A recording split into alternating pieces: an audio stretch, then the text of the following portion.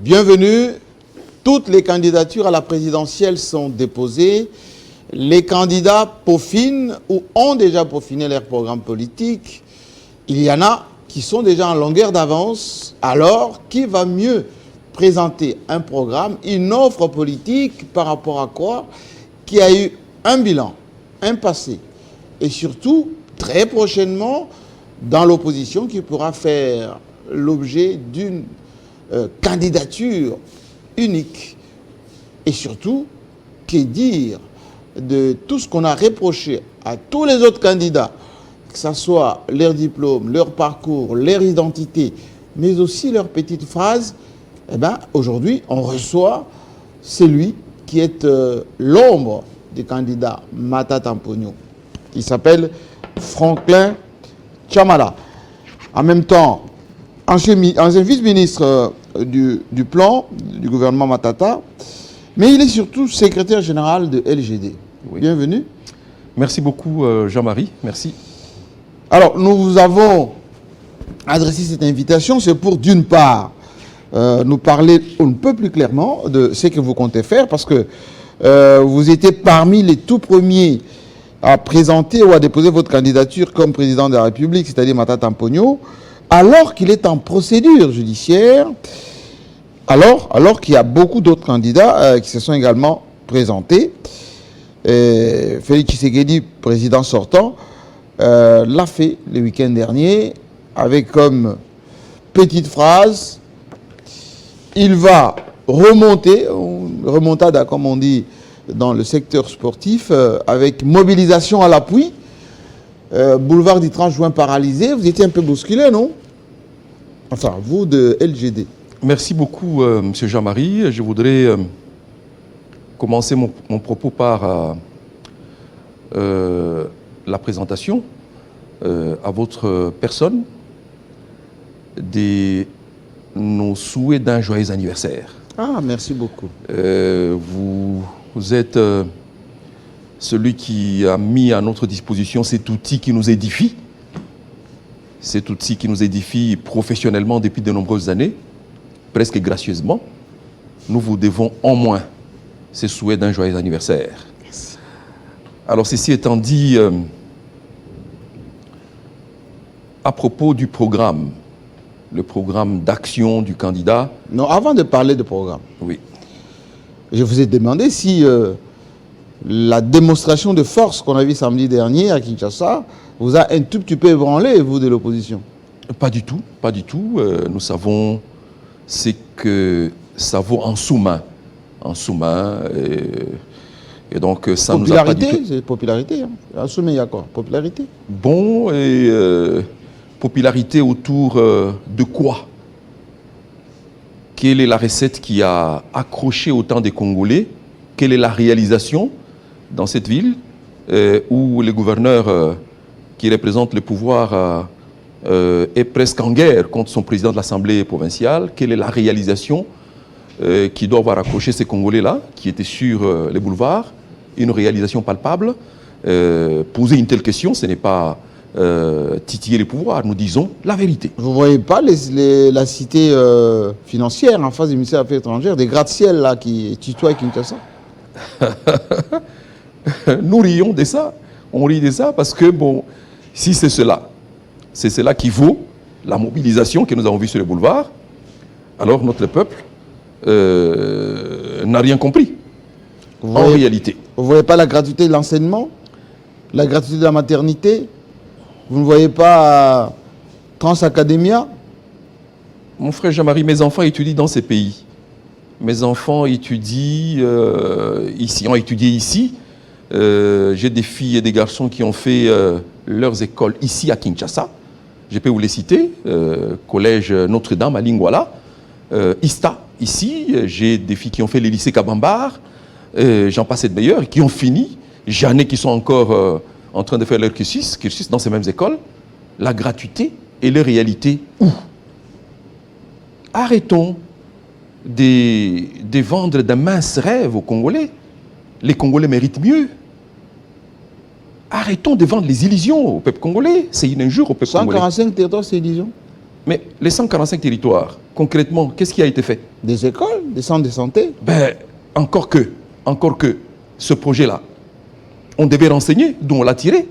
Ce projet, il est tiré du PNSD, le plan national stratégique. Vous étiez vice-ministre du plan. Oui, il est tiré, c'est un pan du PNSD, initié sous Kabila par Matata.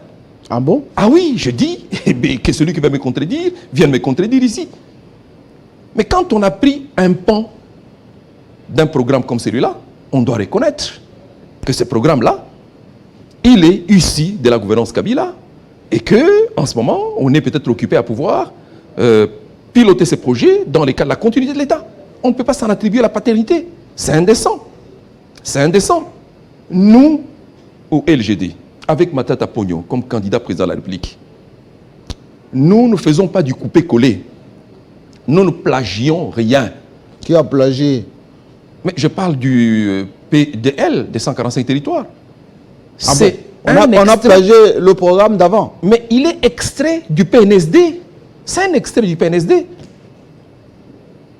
Ceux qui sont dans les affaires savent d'où ils viennent. C'est un extrait du PNSD qui est un programme qui a été initié, en fait un cadre programmatique de développement initié par le gouvernement Matata sous le président Kabila.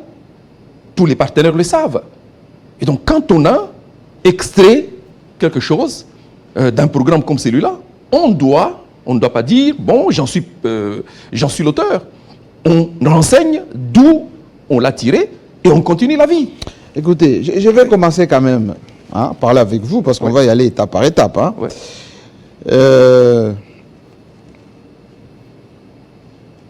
J'avais reçu ici le ministre des Finances, Kazadi, qui a dit Matata Ponyo, celui qui a bazardé ce pays sur le plan économique, parce qu'il était à la fois ministre des Finances et Premier ministre. Et nous, on a un taux d'échange qui flotte, mais on contrôle l'économie. Lui, elle a dit ça. Alors, nous, c'est comme... 16 milliards de budget. Matata, malgré ancien banquier, la Banque centrale, tout ça, il n'a oscillé qu'autour de 3-4 milliards. 3-4 milliards. Alors, nous, on est à 16 milliards en l'espace de 4 ans. Qui dit mieux? Mais 16 milliards qui font quoi dans le pays lorsqu'on en est à chercher maintenant à acheter un moteur d'occasion pour les avions que Matata et Kabila ont laissés au gouvernement actuel. 16 millions qui font quoi face à tous ces arriérés des paiements des salaires dus aux fonctionnaires qui étaient payés sous Matata tous les 10 du mois. 16 milliards de dollars face à 4 milliards de Matata qui payaient tous les 10 du mois, qui a acheté avions, qui a acheté des bus, qui a construit des édifices dans lesquels les ministres des Finances travaillent. Vous voyez? Bien, de quoi parle-t-on? De quoi parle-t-on? Mais Matata, 4 milliards, tout le monde sait que dans ce pays, on a connu une hyperinflation à un moment donné dans notre histoire dont les taux avoisinaient les 10 000% l'an. Hyperinflation. Qui pouvait parier que dans ces pays, lorsque Matata arrive, le taux d'inflation pouvait côtoyer les 1 ou les 2%? Qui pouvait parier que dans ces pays, on pouvait engager tous les grands projets qui ont été engagés dans ces pays? Non. Je vous dis encore une fois, ce sont les illusions qu'il raconte. Avec Matata, tout est documenté. Matata, il dit, en 2015, avant que je n'aborde les sujets de 2015, je voudrais vous dire que tout ce que nous disons est documenté. C'est ça les programmes de Matata. Je voudrais vous le remettre, si vous permettez. Ah bon? Le programme d'action. Vous l'avez déjà publié? Ah oui, il est publié. Il est publié et nous continuons... Renouer avec notre destin de grandeur. De grandeur. Ces programmes-là, ce n'est pas un programme virtuel. Ce n'est pas un programme. C'est un programme, comme vous le voyez, écrit et publié. Tout le monde y a accès. J'espère que le ministre Kazadi, comme tous les membres du gouvernement, j'en connais d'ailleurs qui ont demandé ces programmes. Ah bon? Les membres du gouvernement actuel, j'en connais, je ne vais pas citer leurs noms ici, ce sont des amis. J'en connais qui ont demandé ces programmes pour s'assurer qu'il y avait du vrai dedans. Alors, avant d'en arriver ici, en 2015, oui, parce que nous parlons ici de renouer avec le destin des grandeurs de la République. Matata, ce n'est pas un candidat suscité. Matata, ce n'est pas une génération spontanée dont on ne connaît pas les parcours. Matata, en 2015, parle déjà du rêve d'un Congo émergent. Et c'est écrit. Oh. En 2015, il parle du rêve, son rêve pour un Congo émergent. Là, il est aux côtés de Kabila. Et donc, il voyait déjà grand. Mais il voyait déjà grand. Et c'est ça la coutume des grands. Mais avant d'en arriver là, les ministres Kazadi, ministre des Finances, Oui. respect à lui, il est du Kasaï. Mais où était-il lorsque, en 1999, Matata est en train d'écrire sur l'espace monétaire kassaïen? 99. 99, il écrit avec le professeur Tchounzambie. Où était-il? Pour démontrer quelle opportunité cet espace a offert au Kasaïa.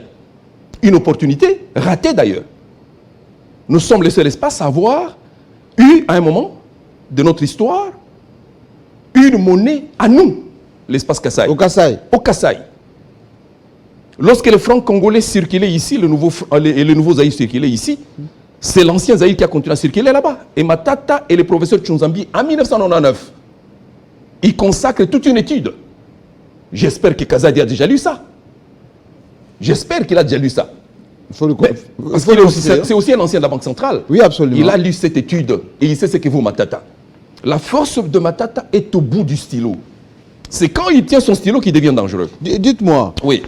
On va beaucoup parler du ministre des Finances, hein, parce qu'il a dit encore ici que vous parlez de la mort du Congo Airways, mais Congo Airways a été tué le jour où on l'a créé. Matata a acheté de vieux avions fatigués. On a mis en place des sociétés de catering dont eux-mêmes ils étaient actionnaires. Ils facturaient le plat $80. Et ensuite, le premier jour même que l'avion a été livré, il est tombé en panne. Donc, conclusion, avec l'argent qu'il avait à l'époque, il pouvait s'acheter des avions neufs. Il a dupé les Congolais pour acheter des avions d'occasion. Et aujourd'hui, on ne pouvait qu'à s'attendre à la mort de Congo Airways. Bien, admettons que son hypothèse de réflexion soit alors vraie. Avec 16 milliards de dollars de budget annuel, combien d'avions ont-ils acheté? Ça va venir. Ah, ça va venir. Mais Matata, en 4 ans, a pu payer ces avions-là. En 4 ans, grâce à un montage financier dont on connaît la source. Il a payé, grâce à son génie, il a payé les 4 avions. Et moi, je suis de ceux qui ont voyagé, qui ont pris ces avions-là en voyage inaugural. Avec le président Kabila, Kinshasa, on a fait Goma, il y en a qui ont fait Katanga, il y en a qui... Je dis, pendant 8 ans, ces avions ont servi aux Congolais. Pendant 8 ans. Mais comment en sommes-nous arrivés aujourd'hui avec un gouvernement dont les ministres des Finances, c'est celui dont vous citez le nom? Oui.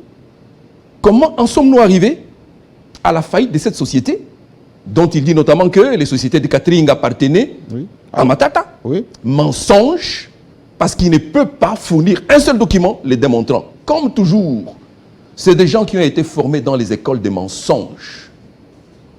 Quand ils ne trompent pas, ils insultent.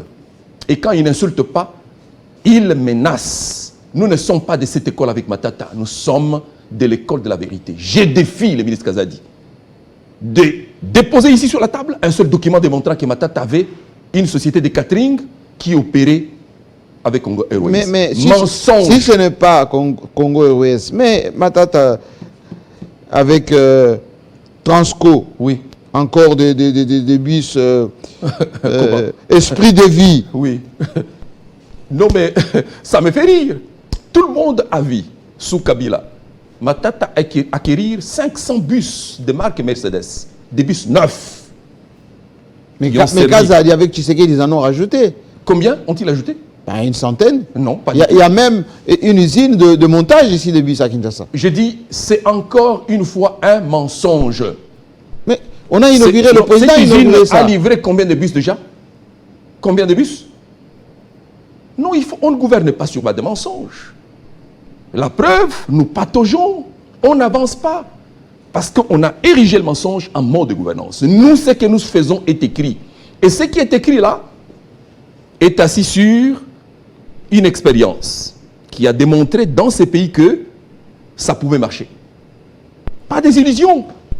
Pas des illusions. Dans ce pays, Jean-Marie Kassamba. Mais Franklin, on va parler de votre programme. Oui, oui. Parlons d'abord, évacuons d'abord l'identité Matata. Oui, oui. Boukangalonzo vous pèse sur la tête des soupçons de plusieurs centaines de millions de dollars. Matata, il est poursuivi en ce moment par la justice. Comment voulez-vous qu'il soit candidat président ou qu'on puisse le lire demain lorsque on lui dit, ben, il a planté trivialement le maïs ici et puis il a récolté des universités chez lui au Maniema. Je note en passant que tout ce qu'ils veulent raconter sur Congo, disons sur Transco et Esprit de Vie, c'est encore des montages.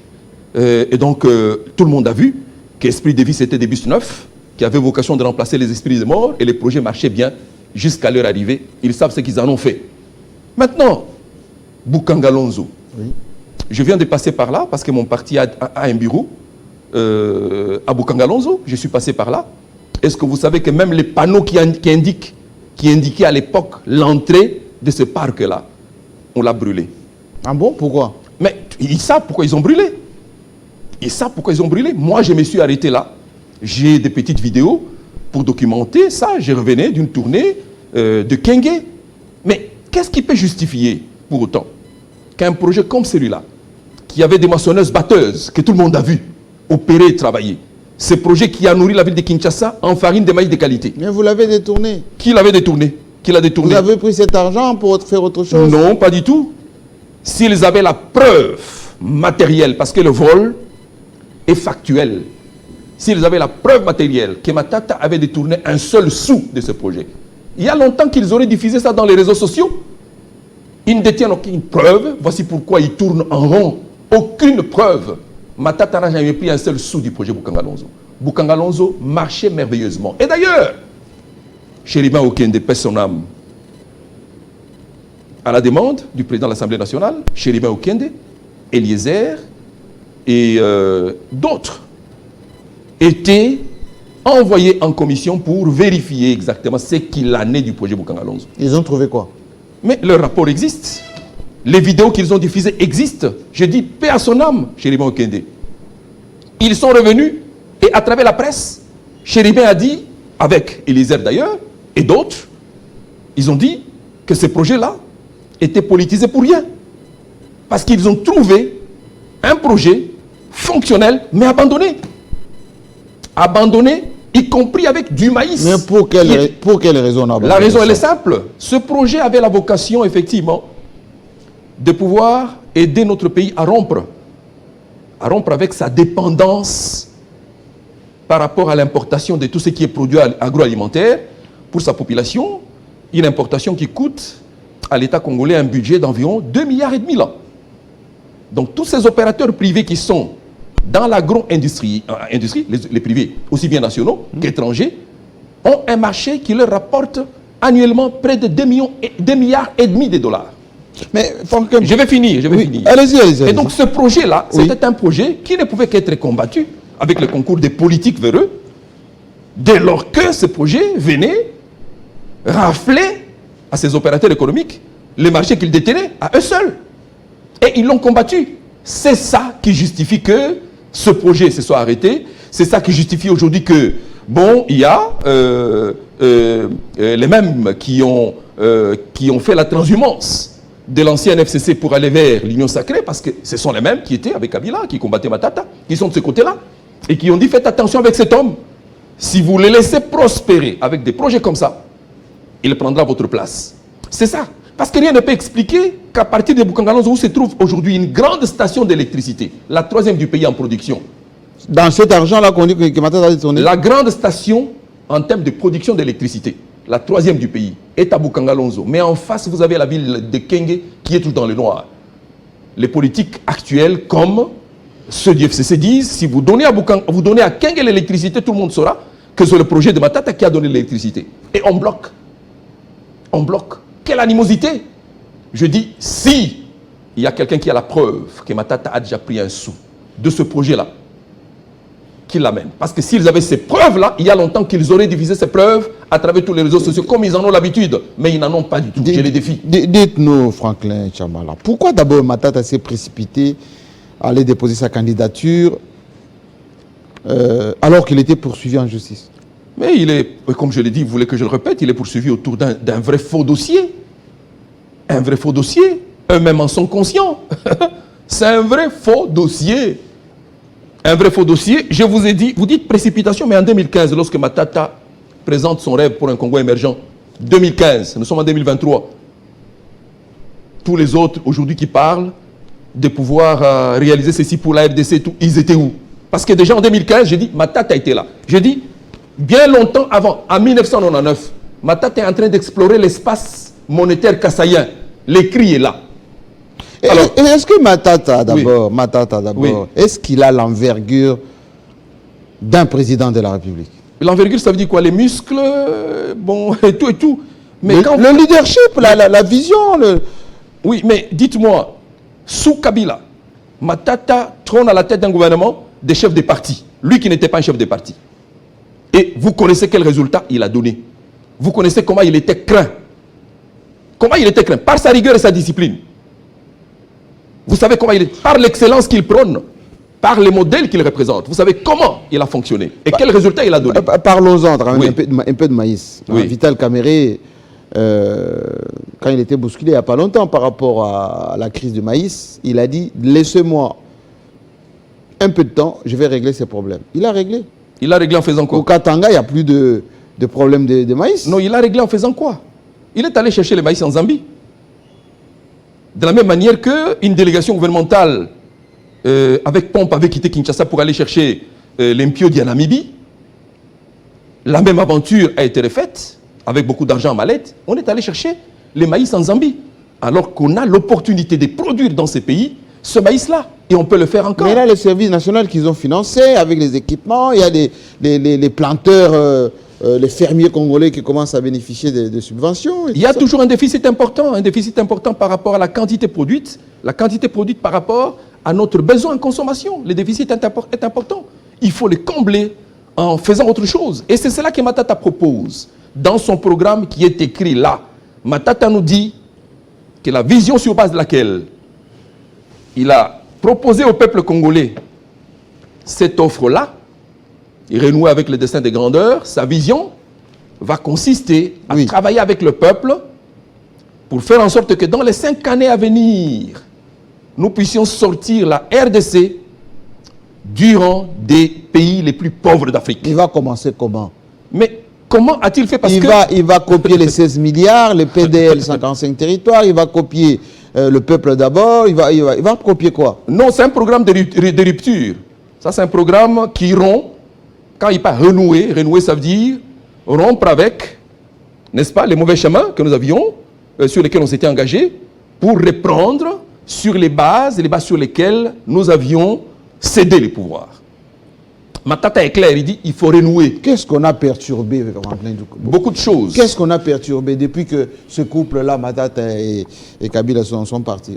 Tu sais qu'il a perturbé quoi? Beaucoup de choses, Jean-Marie Kassamba. Concrètement? D'abord, il faut bien lire ce programme-là. Ce n'est pas un programme virtuel, comme je le disais, c'est du concret qui est proposé. Mais c'est du concret qui est assis sur des valeurs, les mêmes valeurs qui ont caractérisé Matata et Kabila. Les valeurs de discipline, les valeurs de rigueur, les valeurs d'excellence, les valeurs de travail, le travail acharné. Ça, c'est un homme de travail. Ce n'est pas un dormeur, il se réveille à 5 h du matin pour se rendre au bureau et produire un travail concret. Des valeurs consistant à travailler en vue de restituer au peuple sa dignité bafouée. On n'est plus respecté par personne. Et donc, Matata en est là. Mais c'est pour faire quoi? Il va faire comment? Oui. Expliquez. Matata se propose, premier axe de son programme, de reprendre le travail de réforme de l'armée, des services de sécurité, services de la police nationale, pour offrir à ce pays la paix, la sécurité, la stabilité dont ce pays a besoin, du nord au sud, de l'est à l'ouest. Mais vous ne voyez pas, vous allez continuer, mais vous ne voyez pas ce qui est en train d'être fait. L'armée qui aujourd'hui se renforce avec des équipements, les Ouazalens sont en train de mettre en difficulté les gens de Massissi là-bas. on va renvoyer bientôt les AC. Mais tout Ça, vous ne saluez pas. Bon, moi je ne sais pas. Moi, j'ai une maison à Goma. Jean-Marie Kassamba. J'ai une maison à Goma. J'ai grandi à Goma. Ma maman y vit. J'ai de la famille à Goma. J'ai des amis au Nord Kivu. Et donc, moi, j'ai vu ce qui se passe à l'est de notre pays dans ma chair. Que raconte-t-on? On colmate les brèches. Il n'y a rien qui est fait là-bas. Sous Kabila, quand on disait l'M23 a été chassé, c'était du concret. Sous Kabila, quand on a dit on a reconquis les espaces occupés par l'M23, c'était du concret. Aujourd'hui, Bunagana est toujours occupé par l'M23. Massissi, des pans entiers du territoire de Massissi sont entre les mains du M23. De quoi parle-t-on? Matata il dit, attention, premier acte de son programme, l'axe stratégique, c'est la paix, la sécurité, la stabilité. Fondé sur la reprise du travail des réformes intelligentes de l'armée, de la police et des services de sécurité. L'équipement de l'armée. Le recrutement de qualité pour l'armée. Pourquoi? C'est pour accroître l'effectif de couverture de la sécurité de notre peuple par habitant. Nous sommes aujourd'hui à 1 militaire et demi pour 1000 habitants. Je dis 1 militaire et demi. C'est ça l'effectif de l'armée nationale. Matata, par son action, se propose d'accroître et de passer à 5 militaires au moins pour 1000 habitants pendant les 5 années à venir. Et pour ça, il met sur la table une offre, passer les budgets consacrés à la revitalisation de l'armée de 6% à 20%. Mais Tshisekedi a mis avec la loi de programmation militaire 1 milliard. C'est parti où? C'est parti où? Ça va où? On ne peut pas expliquer quand on dépense pour l'armée. Hein. Ah, mais on doit expliquer. On doit expliquer. Lorsqu'hier, le même Matata a dépensé pour l'armée, on l'a vu aller célébrer la chasse du M23 par l'armée sous Mamadou Ndala vers le Rwanda. On est allé célébrer, on a vu que les armes achetées, la réforme de l'armée avait produit des résultats concrets. Aujourd'hui, l'1 milliard aura servi à quoi? Un cafouillage total. Et Matata il nous dit faire passer ces budgets-là de 6% à 15%. Alors, deuxième axe stratégique, l'axe de la construction en urgence de nos infrastructures, aussi bien les infrastructures dédiées à l'éducation, dédiées à la santé, que les infrastructures dédiées à l'économie. Il faut les construire, y compris dans les territoires aujourd'hui en proie à l'insécurité, parce que la dimension de la gouvernance économique est susceptible d'accélérer la paix. Et c'est pour ça, le retour de la paix, c'est pour ça que, s'agissant de l'axe dédié à la paix et à la sécurité, il n'y aura pas que l'action militaire. Il y aura également une réflexion autour de l'action intelligente, holistique, dans la gouvernance économique qui doit être déployée à l'Est, en vue de pouvoir favoriser rapidement le retour de la paix et la construction du bonheur de notre peuple rêvé par chacun d'entre nous en ce moment. Franklin Chamala, mais soyez quand même un peu honnête. Oui. Le président a inauguré au Katanga le port sec. Il a inauguré l'Assemblée provinciale du Lualaba. Il est en train de faire ici en face du Palais du Peuple un grand centre. Pendant le jet de la francophonie, des stades, des terrains, des équipements sportifs ont été installés. Pourquoi vous ne saluez pas? Bon, Jean-Marie Kassamba, je suis désolé de vous dire que le bilan du gouvernement actuel est très faible en 5 ans. Faible? Faible, sans... Mama Yemo, c'est faible. Mais Mama Yemo, c'est un PPP. C'est quoi PPP? C'est un projet du partenaire public-privé. Ce n'est pas l'État. Ce sont les Indiens qui ont fait Mama Yemo. Ce n'est pas l'État congolais. Il faut dire la vérité. On ne gouverne pas sur bas de mensonges, Jean-Marie Kassamba. Je dis encore une fois, je suis désolé, en face du Palais du Peuple. Mais c'est la coopération, je crois, japonaise qui est en train d'y travailler. Pour ériger ces centres-là. C'est un projet qui date d'il y a longtemps, qui vient d'il y a longtemps sous Kabila. C'est le projet de Kabila, hein? Absolument, absolument, tout le monde le sait. Bref, donc, on est en train de surfer sur les choses qui n'ont pas été initiées sous la gouvernance actuelle, mais sous Kabila, je dis, lorsqu'il s'agit de créer Congo Airways, c'est du neuf. Air Zahir était déjà mort, il n'y avait plus rien. Plus rien, il ne restait que CAA dans ces pays. Et dans leur génie, Kabila et Matata nous donnent Congo Airways, du concret. 4 avions qui embauchent des Congolais, 4 avions qui concourent à la stabilité, d'abord à baisser les prix dans ce secteur et à stabiliser les prix. C'était du concret, des emplois créés, du concret. Lorsque Matata crée Transco, c'est du concret, c'est des emplois, c'est une société qui naît. Et donc on voit les bus arriver. Ce n'est pas du virtuel, on ne raconte pas. Ici, on surfe sur des choses qui n'ont aucun impact sur le social du Congolais. Et nous disons non, le programme qui est proposé par Matata, pour renouer avec notre dessin de grandeur, il surfe sur des choses qui puissent dans son expérience. Ce n'est pas, je dis, ce n'est pas une génération spontanée, Matata. C'est quelqu'un qui vient avec tout son bagage. Ancien directeur général de BSECO. Ancien ministre des Finances. Ancien Premier ministre. Ça pèse lourd. Ancien cadre de la Banque centrale. Chercheur de l'université. Enseignant. Ça pèse beaucoup. Mais le président de la République. Ça ne représente rien pour vous? Voilà, là, il inaugure là. Bon, avec son Premier ministre derrière. Oui, mais allez poser la question là-bas. Allez poser la question aux Congolais du là-bas. Quel impact? Quel impact? Aucun impact. Aucun impact. Mais sur le plan social, à l'époque, on disait, Matata, on ne mange pas la stabilité du cadre macroéconomique. Aujourd'hui, le président a dit qu'il a triplé le salaire dans le secteur de sécurité, les militaires, dans la fonction publique aussi, les enseignants. Il a doublé les salaires. Il a renoué avec les enfants qui ont repris l'école, à peu près quelques millions des enfants, ce que vous n'avez pas fait à l'époque. Ah, enfin. Mais la stabilité du cadre macroéconomique, c'est encore à l'ordre du jour, aujourd'hui. Matata, c'était $1,920 francs congolais pendant 4 ans. C'était la stabilité permanente des prix avec un léger taux d'inflation qui ne dépassait pas les 2 ou les 3%. Matata, c'était des choses concrètes comme ça. Vous voyez, je dis, la stabilité des prix, la stabilité du taux de change. Aujourd'hui, le taux est à quel niveau? Pour qu'on dise que l'on veut comparer la gouvernance Matata de la gouvernance actuelle. Il n'y a pas d'élément de comparaison. Il n'y en a pas. $921. Nous sommes à $2601.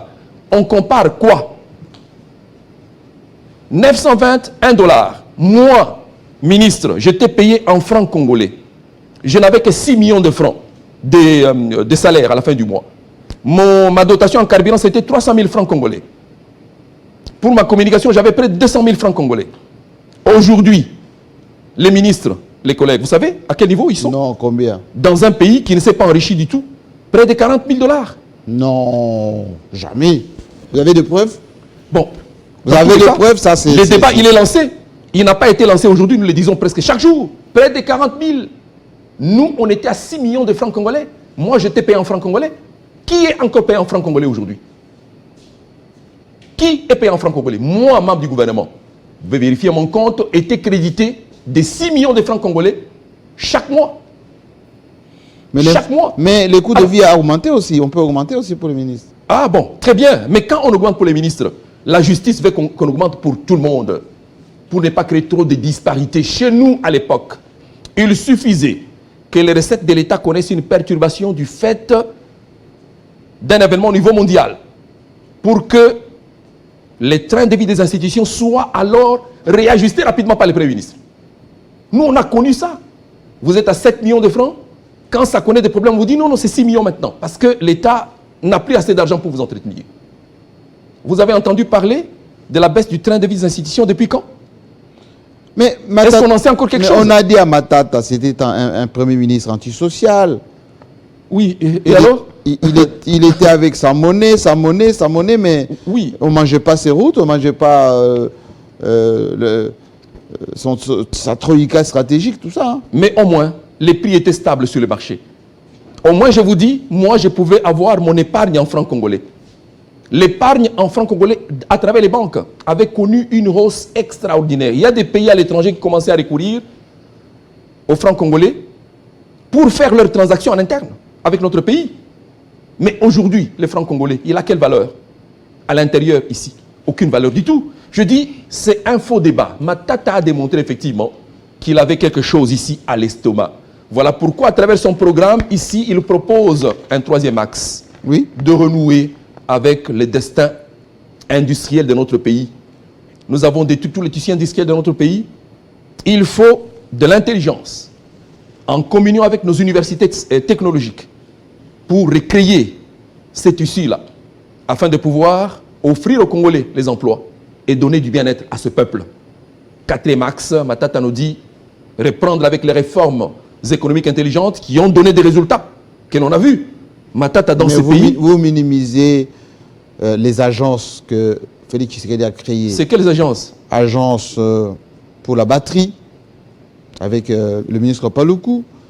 Vous oubliez ce qu'il a mis en place pour l'entrepreneuriat, avec Fojek. Il a mis en place la respect pour la sous-traitance. Il vient d'inaugurer d'ailleurs là-bas le centre des négoces. Mauvaise foi. Bon, je ne sais pas, Jean-Marie, si nous sommes dans un même monde, mais l'ARSP ne date pas d'aujourd'hui. C'est un projet, en fait c'est un service, c'est une structure qui était déjà en train d'être mise en place sous Kabila. Ah bon? Oui, mais l'entrepreneuriat, avec le fonds qui est géré aujourd'hui par le Fojek, mais lorsque le gouvernement actuel arrive, où est-ce qu'il trouve le financement destiné à mettre en place le Fojek? Il trouve le financement de partenaires disponibles, destinés à mettre en place ces projets-là. Nous parlons des choses concrètes. Lorsqu'on s'inscrit dans la continuité des affaires de l'État, il faut pouvoir dire, ça nous avons trouvé, nous ne faisons que la continuité des affaires de l'État. Non, mais ils disent que la manière dont vous le faisiez, oui, c'était... il n'y avait pas d'amour pour le pays, il y avait trop de détournements. C'est pour ça qu'ils ont mis l'IGF, par exemple, en place, la peur du gendarme. Qui a mis l'IGF en place? L'IGF existe depuis longtemps. Moi, mandataire de l'État, j'ai déjà été l'objet d'une inspection de l'IGF comme administrateur directeur financier de la des voies fluviales. L'IGF, ce n'est pas une création d'aujourd'hui. Non, mais booster l'IGF, lui donner le pouvoir de stopper, non, pas du de tout. Faire des enquêtes, pas de tout. Surveiller. L'IGF était là et l'IGF était toujours attaché à la présidence. Mais rappelez-vous que nous sommes dans ces pays où, à un moment donné, à cause de la conjoncture qui a prévalu dans le pays, le président et le premier ministre, Matata, avaient même réduit leur voyage, le nombre de leurs voyages à l'étranger. Et même pour les ministres. Mais le président voyage pour le rayonnement du Congo. Non, mais j'ai dit, nous, à l'époque, conscients du fait que les fluctuations économiques pouvaient conduire à la baisse des recettes au niveau intérieur, à un moment donné, vous avez suivi Kabila et Matata ont limité leur voyage à l'extérieur. Et même pour les ministres. En quoi les voyages du président vous gênent? Non, mais nous ne parlons pas des voyages actuels, nous parlons des voyages de notre époque. Kabila, Matata ont limité en disant l'État doit vivre, donnons de l'oxygène à l'État, on ne voyage plus pour rien. Les missions à l'étranger doivent être justifiées. Moi, je ne parle pas des missions actuelles. Bon, maintenant, vous avez suivi également, vous avez suivi que nous, c'était automatique. Aussitôt que la conjoncture devient difficile, mais les trains de vie des institutions étaient revus à la baisse automatiquement. Les députés et nous, on en connaît quelque chose. Posez la question à Aubin Menakou.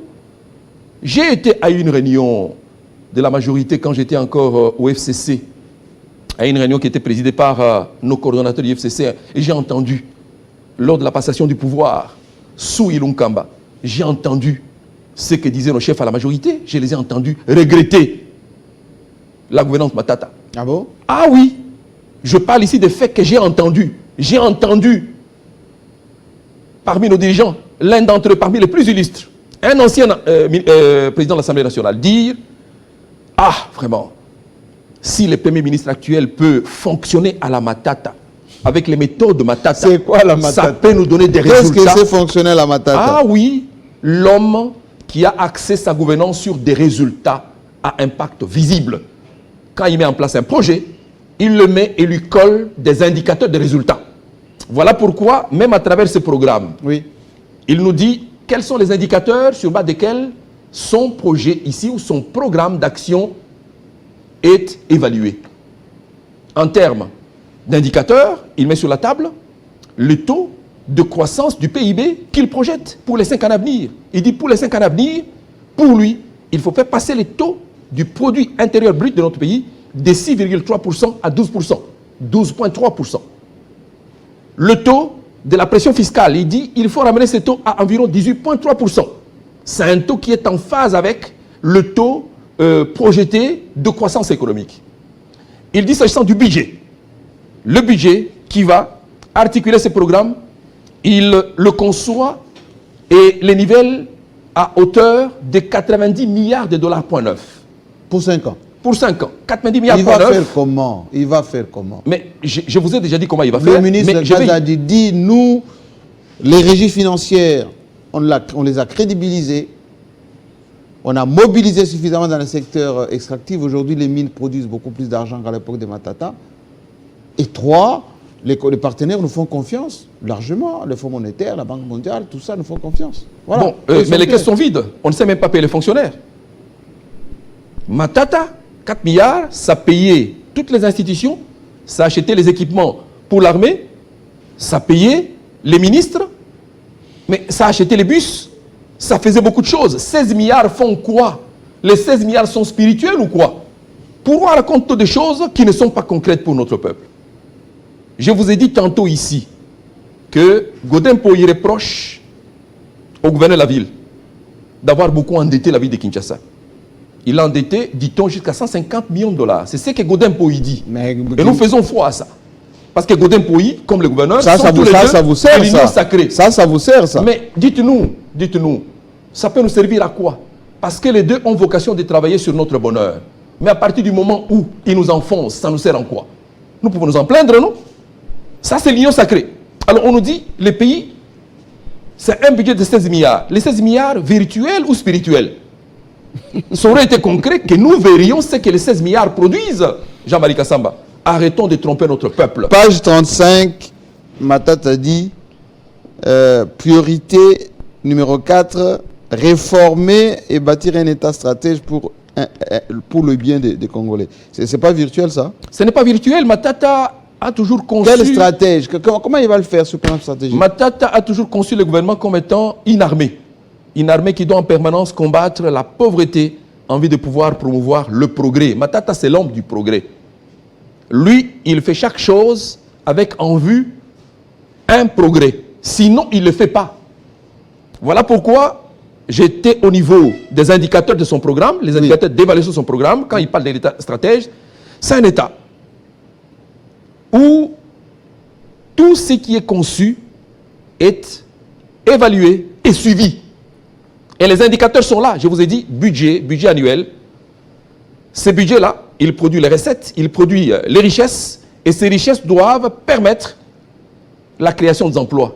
Et le taux de création d'emplois qu'il envisage dans ce programme, il les met sur la table. C'est environ 6 200 000 emplois en 5 ans, soit une moyenne de 1 200 000 emplois à créer en 5 ans. Il les met sur la table. Il dit, c'est ça les rendez-vous, mais les emplois seront créés en faisant quoi? Il dit, les emplois seront créés notamment en promouvant à l'intérieur du pays des zones agricoles intégrées. Est-ce que vous savez que si on n'avait pas bloqué ces projets de Bukangalonzo, nous aurions déjà, dans la plaine de Ruzizi, un autre projet de parc agro-industriel en train de fonctionner là-bas? Est-ce que vous savez que même chez nous en Gandajika, il était prévu de promouvoir un autre parc agro-industriel? Il y avait un projet par province. Mais ceux qui ont bloqué savent pourquoi ils ont bloqué. Il y a l'avantage de qui ils ont bloqué. Matata promet également d'aller à la lutte contre le chômage, aller à la lutte contre la pauvreté, en promouvant dans nos provinces les centres ruraux de transformation. Les centres qui ont vocation de conférer la valeur ajoutée à notre production locale. Et il sait comment il est fait. C'est ça l'État stratège. Là, il va copier Félix Tshisekedi. Il va copier parce que Félix, on a fait quoi? Il a dit... Il a fait quoi? La revanche du sol sur le sous-sol. Non, mais ça ne doit pas être simplement des slogans. Il faut que ce soit des choses qui génèrent, donc des actions qui génèrent des résultats que nous voyons.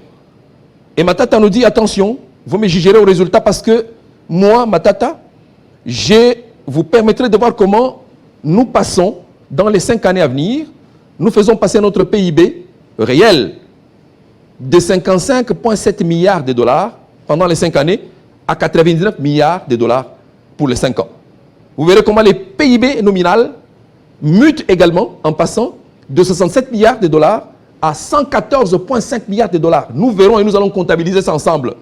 Et Matata, il vous dit, je ne gouvernerai pas seul parce que je n'ai pas vocation de gouverner seul. Je vais gouverner avec tout le monde, avec ce peuple. C'est-à-dire Pour donner l'essence à notre équipe nationale. Il mettra qui? Il mettra des swahiliphones, comme d'habitude. Bon, dites-moi, les swahiliphones, son directeur de cabinet était qui? Seri Alagouli. C'était un swahiliphone? Moi, je suis swahiliphone. Le ministre des Finances, Kitebi, était d'où? Il a été remplacé par Moulang. Il était d'où? Eh bien, les gens racontent leur vie. Les gens racontent leur vie. Lorsque Matata écrit sur l'espace kassaïen, est-il du Kasaï? Combien de Kassaïens y ont consacré la moindre attention? Combien? Lorsque Matata a fini de réfectionner la primature et qu'il dédie un pavillon à Tshisekedi le père, était-il obligé de le faire? Avez-vous appris aujourd'hui qu'il y a une seule avenue à laquelle on a donné le nom de Kabila? Aujourd'hui, on préfère donner le nom de Mama Marthe, Kassalou. Oui, mais elle a joué un rôle aussi aux côtés de Sphinx. Mais alors, Kabila n'a jamais joué un rôle? Nous, sous Matata, la primature réfectionnée par Matata et Kabila, tout un pavillon dédié à Tshisekedi ou à Moulumba. Était-il obligé de le faire? Le sens de la nation y était, le sens de grandeur y était. Il a reconnu le rôle joué par celui-ci. Comme Congolais dit, nous pouvons l'immortaliser ici. Et il n'y avait pas que lui. Beaucoup d'autres anciens premiers ministres ont là-bas des monuments. Voilà l'essence de grandeur. Nous devons sortir de cette république de la petitesse d'esprit qui nous conduisent à réduire le pays. Dites-moi, Franklin Chamara, vous parlez avec autant d'assurance et le monde vous suit. Mais vous êtes aussi beaucoup les opposants là. Vous avez trop de candidatures. À un moment donné, il faut tomber d'accord pour qu'il y ait un candidat de l'opposition, un seul, pour maximiser vos chances, parce que qui sait qu'il y a Jean-Pierre Bemba, Bahati, Vital Kamere, Augustin Kabouya, ils ont verrouillé le pays. Oui, mais mon cher Jean-Marie... Qui vous aime, vous? Mon cher Jean-Marie, laissez-nous continuer, vous verrez la recette que nous allons servir à la République. Nous ne sommes pas obligés de crier sur la rue ce que nous faisons dans nos laboratoires.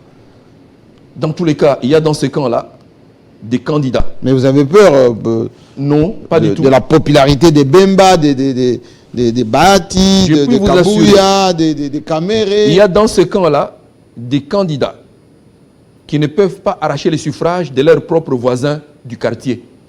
Ah bon? Ah oui. Je répète, dans ce camp-là, il y a des candidats qui ne peuvent pas arracher les suffrages de leurs membres de famille, de leurs épouses et de leurs enfants. Mais ils ont rempli le stade, hein? Oh, mais ces stades-là, on connaît à quel prix on les remplit. Ils ont copié simplement ce qui a existé. Nous, pour remplir les stades, comme FCC, nous savions ce que nous faisions. Ok. On était à la manœuvre. Ils sont à notre école. Oh. Nous amenions nos membres, mais nous amenions aussi les mercenaires. Oh. Oui, oui. On apportait les membres de nos partis, mais nous apportions aussi les mercenaires. Et vous pensez qu'ils amènent les mercenaires? Ils font la même chose. C'est pour ça que l'argent circule. Et il est permis aux gens du pouvoir de faire ce qu'ils font. Mais passer à l'opposition, nous avons appris à fonctionner avec des budgets limités, uniquement qui nous permettent de mobiliser nos membres. On a dit que vous étiez sur le boulevard ici. Oui. Les jours du sitting, vous étiez à 15. À 15? Oui, impossible de mobiliser la ville de Kinshasa. Non, les jours du dépôt de la candidature du Premier ministre Matata, vous avez vu? Il y avait son parti sur le boulevard. Des gens venus trop tôt le matin pour l'accompagner. Des gens qui ont fait... Quoi, ces gens-là? Ah oui. Les gens du LGD, trop tôt le matin pour l'accompagner. Mais LGD d'abord, oui. On va terminer. Vous êtes représenté où? À travers le Congo? Mais il faut lire la liste de nos candidats pour voir où nous sommes représentés. Nous avons surpris tout le monde. Et la CENI a dit, LGD figure parmi les 5 forces politiques qui ont atteint et dépassé le seuil de recevabilité des candidatures. Ah bon? Nous pesons plus de 400 candidats comme parti politique, pas comme regroupement. Les LGD de Matata Pogno. Oui. Les LGD dont Matata est candidat, parce que Matata, ce n'est pas un candidat indépendant. Il est candidat de son propre parti. Un parti créé il y a simplement près de 18 mois. Mais les gens s'étonnent. Nous avons des candidats jusque chez nous, à Chilengue. Nous avons des candidats. On a des candidats jusqu'en Gandajika. Nous avons des candidats à Kiri, à Bondo, là-bas, vers les Bazouélé. Nous avons des candidats partout. C'est près de 400 candidats députés nationaux, près de 600 candidats députés provinciaux, dont le casting a été fait de manière stratégique, sans faire du bruit. De manière stratégique, sans faire du bruit. Mais ce parti s'est déployé comment? Il s'est déployé grâce au capital confiance investi dans Matata par les Congolais. Il y a des Congolais de partout qui nous appelaient à Kinshasa pour dire « Moi, j'ai ouvert un bureau chez moi. Je suis issu de telles composantes socio-professionnelles. J'avais à l'époque constaté que Matata gouvernait bien le pays et j'en ai tiré profit. Je voudrais représenter votre parti ici. » Nous sommes partout. Allez au Nord Kivu. C'est ça le discours? Je vous dis oui. Vous pouvez vérifier ce que je vous dis. 400 candidats députés dont le casting a été fait de manière tout à fait rigoureuse à travers tout le pays. Entre nous, il fallait le faire. Pourquoi Matata ne s'efface pas au profit de Félix Tshisekedi? Comme ça, on le laisse en paix. Bon, s'effacer au profit de qui? Il aura combattu... Du président indépendant, oui, qui s'est présenté indépendant, Félix Tshisekedi. Mais il aura combattu pendant autant de temps pour s'effacer au profit de quelqu'un qui ne lui a pas demandé. En politique, on fait des cadeaux comme ça. Donc Matata s'est réveillé un matin, sans consulter son parti, après tous les misères que nous avons connues. Nous avons des membres, des candidats à l'intérieur du pays qui sont tabassés comme des animaux par des gens de l'IDPS. J'en ai qui sont internés aujourd'hui dans les hôpitaux à Bukavu. Les gens de Chabunda, les candidats de mon parti. Et on se réveille le matin, et Matata vous dit non, bon, je passe le relais à tel. Non, à l'opposition, au bloc de l'opposition, les échanges se font déjà. J'espère que, d'un moment à l'autre, d'ici là, les résultats seront ceux que le peuple attend. On vous a reproché, vous êtes les candidats de l'étranger. Nous, les candidats de l'étranger. Oui. Bon, Matata ici n'a jamais vécu à l'étranger. Il n'a pas étudié à l'étranger. Mais il est dans toutes les ambassades, il conseille des chefs d'État étrangers. On le voit à New York, on le voit à Paris. Il est avec les gens de l'Union européenne, les diplomates interviennent pour lui. C'est ça les candidats d'étrangers. Non, mais il est ouvert au monde. Les chefs de l'État reviennent des États-Unis. Il a grandi en Belgique. Mais il a un discours nationaliste. Mais il a fait là, en sortant en déposant sa candidature. Oui, il a un discours nationaliste que Matata n'a pas. Non, Matata est simplement un homme ouvert au monde. Très ouvert au monde. Très ouvert au monde parce qu'il ne peut pas vivre en autarcie. Il veut gouverner le pays. Mais le Congo ici, c'est un État catalyseur qui a vocation d'impulser le développement de l'Afrique entière. Comment vous allez faire pour vous enfermer ici et ne pas être en contact avec le monde entier?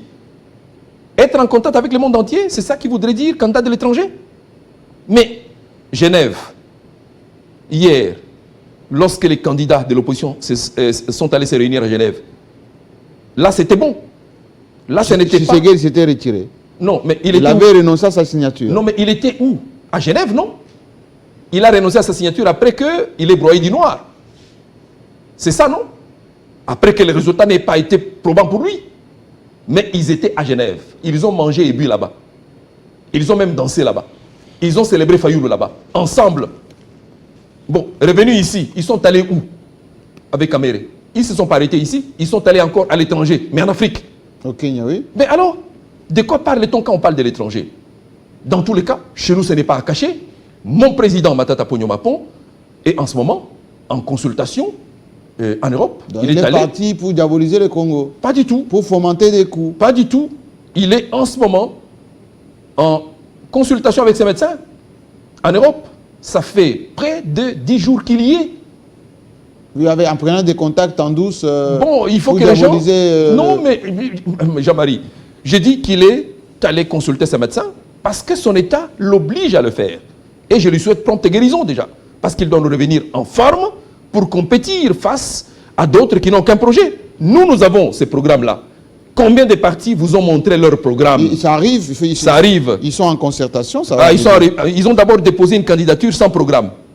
Mais ce n'est pas le moment de la campagne. Hein. Non, mais justement, nous ne sommes pas au moment de la campagne. Non, mais remontada. Mais au moins, les outils de la campagne, nous les produisons maintenant. Oui. Bon, en prévision de la campagne, les gens ont produit déjà les t-shirts. Ils ont produit les drapeaux, beaucoup de drapeaux. Oui.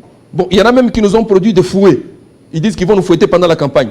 Mais ils ont oublié de produire l'essentiel, le programme. Nous en avons un Et je viens de vous en dérouler le contenu. Vous l'aurez bientôt. Alors dites-moi, on termine par là. Voilà. La politique, ça coûte de l'argent.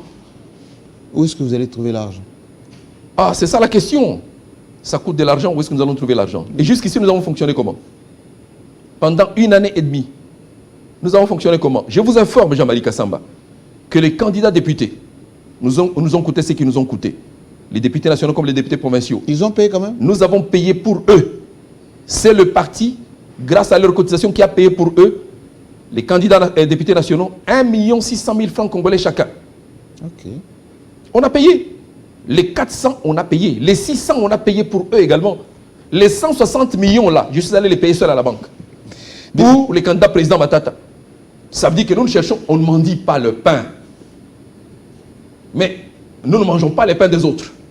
Voilà pourquoi, lorsqu'on nous a proposé d'aller à l'union sacrée, nous avons dit niet. Qui vous a proposé? Quelqu'un m'a dit, oui. Ils se victimisent à chaque fois, on ne leur a rien demandé, on ne sait pas victimiser. Ils ne sont pas populaires, ils vont nous apporter quoi? Je vous dis que ici, dans cette ville, parce que nous disons la vérité et à haute voix, Kabound nous a envoyé un message, il était encore patron, le tout-puissant de l'UDPS, il dit, si Matata ne nous rejoint pas, il va aller en prison. Oh. Alors, dites-nous. Donc, le prix à payer, c'était rejoindre le camp des autres. Mais ce n'est pas du chantage, ça, vous dites? Ben alors, ils ont vu que nous ne marchons pas avec les chantages. On nous a fait les chantages. S'ils ne viennent pas, prison. Matata n'a pas simplement refusé de venir, il a aussi refusé la palissade. Vous avez vu combien refusait la palissade? Et il a écrit en disant, quand vous prenez le nombre de palissades qu'on nous distribue, ça peut acheter autant d'avions pour Congo Airways. Il a écrit, sa lettre existe.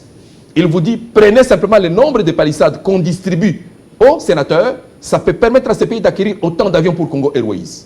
Les gens l'ont insulté en disant, il se prend pour qui lui? Donc, lorsque quelqu'un vous produit un bon conseil dans ces pays en matière de gouvernance, il mérite injure. Et surtout quand ça vient de Matata, un homme auprès de qui on devait aller se ressourcer. Il faut être modeste. Merci. Les gens devaient aller se ressourcer là, parce que l'expérience est là-bas. Merci. Mais les gens, qu'est-ce qu'ils font? Les gens font quoi? Les gens préfèrent s'enorgueillir et dire non, nous n'avons rien à aller demander. Mais quand nous écrivons ces programmes, ils sont les premiers à les demander nuitamment. Oh, soyez modeste. Merci beaucoup. Merci Franklin Tchamala. Renouons avec notre destin de grandeur. Oui. C'est le programme des Matata Mponyo. Si vous avez le vôtre, eh bien la place est là. Venez avec arguments. Pas de menaces, pas d'insultes. Ainsi fonctionne la démocratie. Tout à fait. À très bientôt.